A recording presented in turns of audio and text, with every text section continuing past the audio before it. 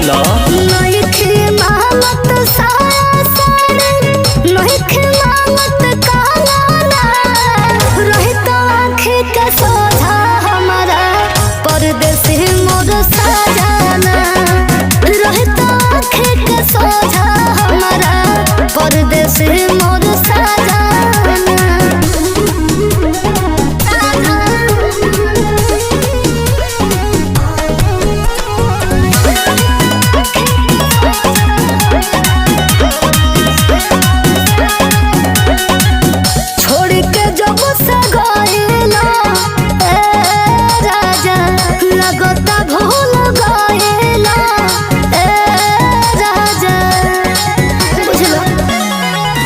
तू ही दिल में बड़ू, तू ही धड़कन में, कुछ गलत न सोचाए धनी मन।